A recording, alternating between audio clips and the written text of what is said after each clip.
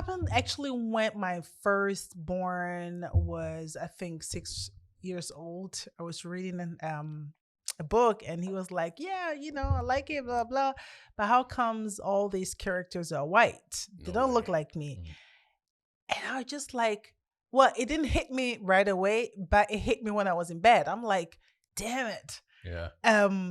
Wow, did you hear what your kid Yeah. just told you? Yeah.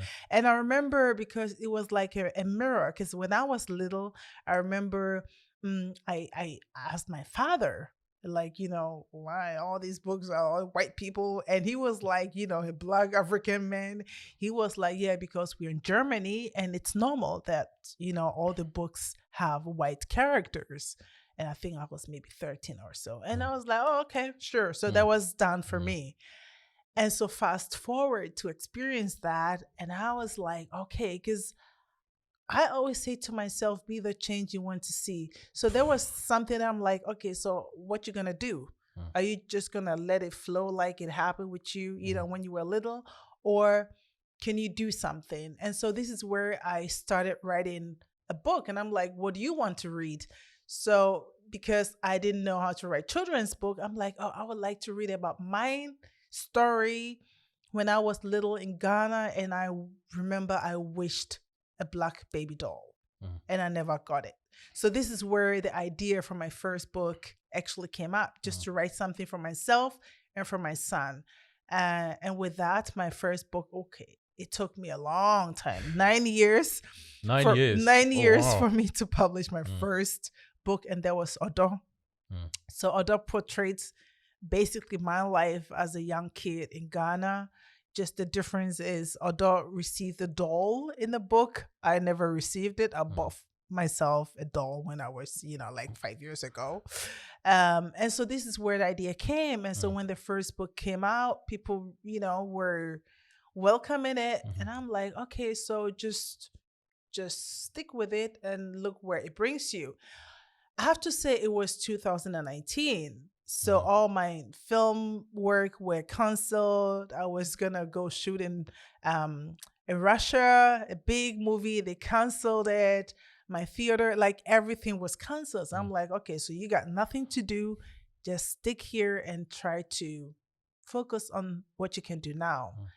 And this is where, more and more idea came. And then I wrote the second book, and then third, and then I could see myself, doing more. And then I started buying rights from other publishers. Mhm.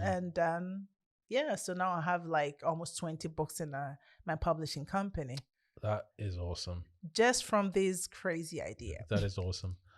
I we'll get back to the books for a second, but I was surprised when I was doing a little bit of research on you to read that you were actually an actress. Mm. Obviously, I'm not from Germany. I haven't lived there too long, so I haven't seen you in anything. Mhm. Can you tell me a little bit more about that and how that was for you? Well, I finished, I think, gymnasium. I don't know the English version. I know Of, what you that know, is. know Yeah. what that is. Okay, good. And then School, I basically, school, for those who don't know, right, it's a higher level of school. right. And then Mm. when I finished, my father thought I was gonna be a lawyer or Oh, yeah. study medicine. He was like normal for usual, African yeah. parents. And I remember I was like, "No, I'm moving to Berlin. I'm gonna go study acting." And he was like, "What is that?" But what my parents really taught me is they're very strict, because my father was, Army Ghana Jesus. soldier. Jesus. So my father was very strict. But Yeah. what they taught me was just go for what you want Mm. and do it right. So I moved to Berlin, and I remember my father was like, "But don't call us for money. If you think you're grown up now, take care of yourself." So I moved to Berlin. I went to acting school, and of course, I struggled. Trying to find this job, and I was lucky enough to experience different ways of entertainment. Because when I moved there, I started dancing like for artists, Mhm. because I met this choreographer. He was very big, Detlef Zost. And so I started working for Master P, Nelly, like the Wow. big stars when they come to Germany. And then, of course, Mm. German stars. And then I realized, oh, okay, so you have fun dancing. So this is where I actually started the whole show business, Mm, and then one comes to other, and then I did modeling and I did that. So there were those were things that I knew could support me finance my acting mm, school. So I did the dancing and then came to singing, and I sang really for big names. mm, And then I finished my acting school 2004, and then I moved to the US. mm, And so this is something like I really wanted always to do, but I didn't know how to get there. But I knew the first step for me is to educate myself in that field. And fast forward, 5 years USA, I learned a lot about myself, about the acting in general. And then I came back 2009. And I pretty much do like, ZDF, Krimi, mm, all these German mm, productions, um, which is amazing because I get to do something that I love. I mm, know it's not easy because I remember when I finished my acting school here in Germany, there were nothing for me, like no job mm. at all. And most jobs that I got offered were, all these cliche role, like, the foreigner Yeah, the cleaning, or you're a prostitute, something like token that, roles that they, I'm like, the stereotypical ones. yeah, I'm Yeah, like, yeah, yeah. nice. But to be honest, I did Mm, that because there were nothing, there was nothing nothing for me to else. do. So I did that. And the older I got, the more experienced I became. I was like, okay, yo, you did that. I'm very good. Like I'm a very, very good actress Mm, that can play the refugee and all that. mm, But there's more to that. mm, So this is where I started selecting, like, what do I want to do? Where do I see myself?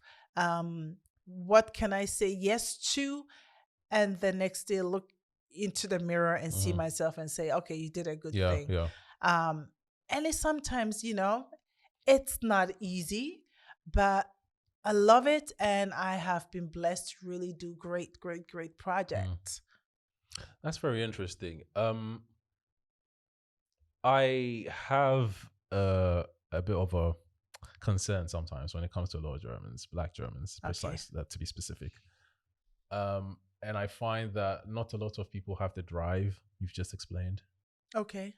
I think there is not, um, because I feel like there's usually not people to look up to who are Hmm. boldly saying, "This is what I do. This is how I did it." So I Yeah. feel like there's not a lot of black people for Black Germans to look up to. Okay. Okay. So a lot of people usually lack a certain amount of drive that you usually find in the US and in the Okay. UK and Sure. other places Hmm. like that. Hmm. Hmm.